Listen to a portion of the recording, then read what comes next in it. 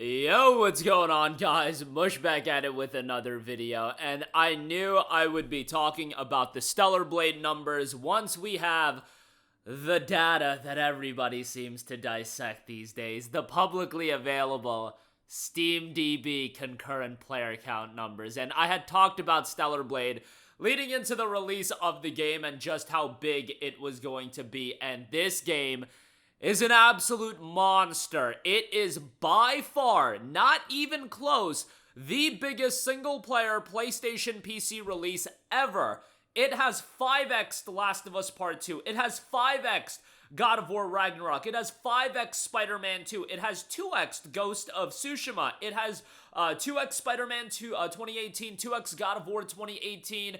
I could go on and on. This game is a behemoth. This game is a monster. It's actually like 2.5x of the Tsushimas, the Spider-Mans, and God of War. It might be even bigger than that. I didn't go down and break it all down, but this game is a juggernaut and currently at a peak concurrent player count of 162,000 concurrent players. And if you want to join in on the fun and get Stellar Blade even cheaper, our friends over at instantgaming.com have got the complete edition down to $68. The standard edition is out of stock as I'm recording this video. The complete edition might be out of stock by the time you guys are watching this video, so it is what it is, but I'll leave a link if it's still available in the description box below. Alright, Stellar Blade, 162,000 concurrent players and growing by the minute, the literal minute. Let me refresh the page. Alright, yeah, 162, the all-time peak 2 minutes ago. I think by the weekend it is going to be far bigger than this. I think it could easily hit 180, 190, maybe even 200,000 concurrent players given the reception of this game. And guys,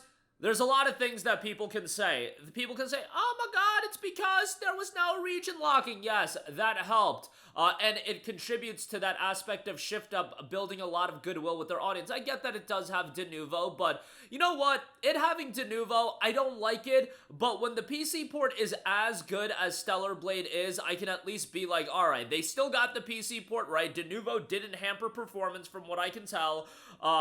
I'll take the good with the bad in this situation, but Shift Up has built a lot of goodwill over the last year and a half with the release of this game, and outside of the de novo element, this game was shaping up to be a gigantic success. On top of that, they dropped a demo. They let you know that this game was going to run really well. They let you know that it was going to run well on the deck. They optimized the absolute hell out of it, and ultimately, this is the reward. And as I say, numbers are great to have. Publicly available data can be a little bit of a curse when people take these numbers and are a little bit disingenuous with them or don't know how to provide proper context. I did a 17-minute video back when Assassin's Creed Shadows came out. I don't think I was ever more proud, at least recently, more proud of a video that I've done because I went so in-depth on the numbers of that game and the concurrent player count. Unfortunately, it's not like you guys, my core audience, they care about, you know, the game deals and all that stuff, but I do like assessing the numbers because I feel like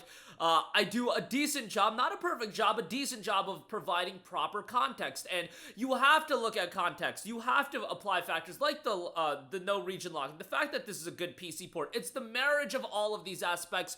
But when the numbers are this much stronger for a Stellar Blade versus a God of War Ragnarok versus a Spider-Man 2, Last of Us Part 2, even Spider-Man 2018, Last of Us Part 1, God of War 2018, and I bring up the older games because they did not have region locking, so you can't even make that argument there. They did not have any form of PSN account. Like, yeah, I saw people making the argument, oh, God of War Ragnarok would have peaked this high if it didn't have region locking. No, it wouldn't have. It wouldn't have.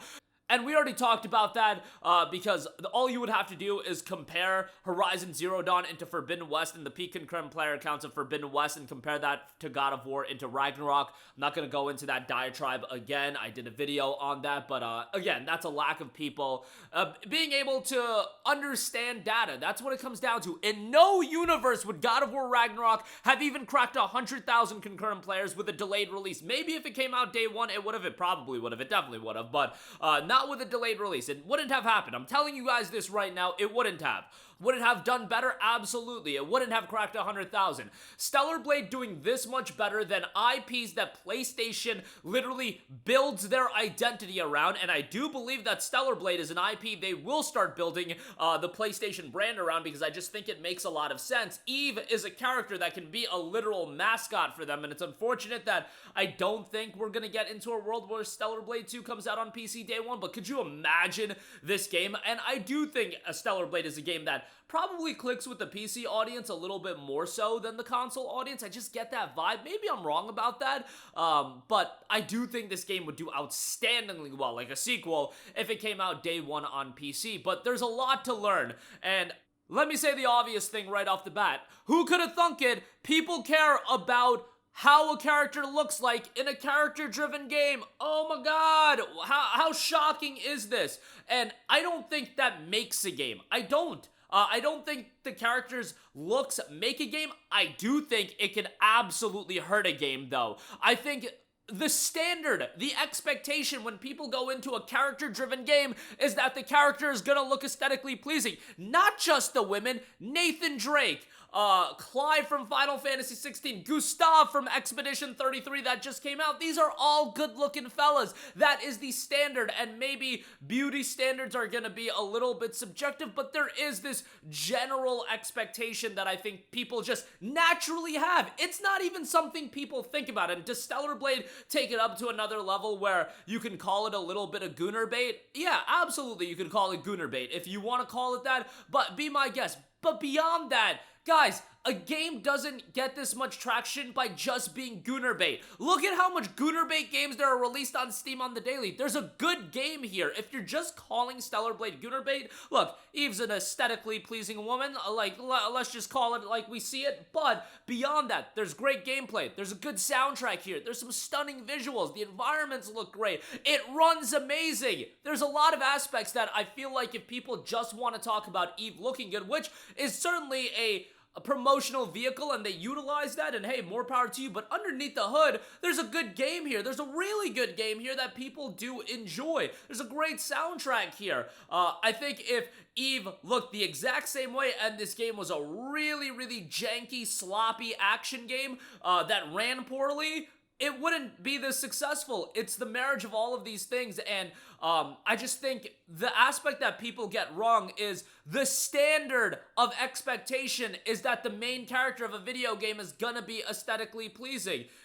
Maybe you could say Stellar Blade takes it too far. Okay, like, whatever. Like, have that opinion, I guess, but, again, men have been, aesthetically pleasing in video games for as long as I can remember. Like, Clive, Gustav, Nathan Drake. I can go on and on. These are all fairly aesthetically pleasing characters. You know, it is what it is, guys. I hate to break it to you. You know, as a living morbidly obese land whale, I just try to play as morbidly obese land whales in my video games. I'm sorry those Concord characters just didn't resonate with people. It's my bad. Hopefully, you know, people do learn from this game from a lot of different aspects. First of all, some key things outside of just the character design, because I think it's important to assess that. Shift Up for the last 18 months or 14 months, however long, building a lot of goodwill with their audience. Because of that, players that picked up Stellar Blade, a lot of people picked up that $80 complete edition, and a lot of that was just from people knowing that this game was good, knowing that Shift Up was a studio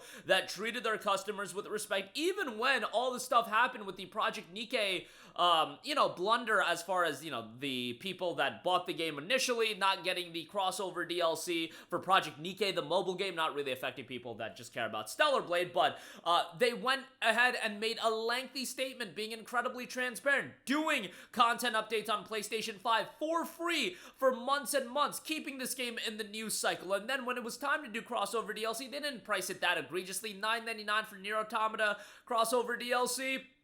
And then when it came time to drop the PC port, a phenomenal PC version that they were transparent about with the system requirements, dropping a demo. And you can read the tea leaves when it comes to these games coming out on PC. Look at how Spider-Man 2 was handled, where they didn't say anything about that game leading into the release of the game, and they dropped the system requirements like, what, a day before the game came out, and then it was an absolute disaster, an absolute clown show when it initially came out. And Stellar Blade, where they were very open, had the system requirements, had a demo, that inspires confidence confidence in people and makes them want to check out the game. Runs well on the deck.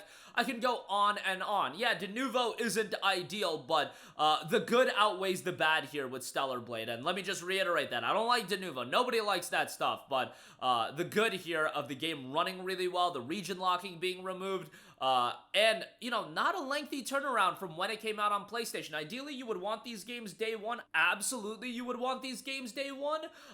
But, hey, a year and 3 months, at least that's a little bit better. Maybe we'll get the same with Yotei. I would love that if Ghost of Yotei came out on PC, you know, end of 26, early 27, maybe. That would be awesome. And I think that game is going to do incredibly, incredibly well as well. I don't think honestly, I don't think Yotei is going to pull Stellar Blade numbers just because, bro, we saw Tsushima, and that peaked at 77,000, and I actually think Yotei is going to do worse than Tsushima. I might be wrong on that, but, and I'll have a better opinion on that once the game comes out and we see how it does and so on and so forth. But Stellar Blade, outstanding numbers, something to think about, something to learn from, and if you want the game, link in the description box to get it a little bit cheaper. That'll do it for me. Let me know all of your thoughts in the comment section down below. As always, guys, thanks for watching, and I will catch you guys in the next one. Peace out.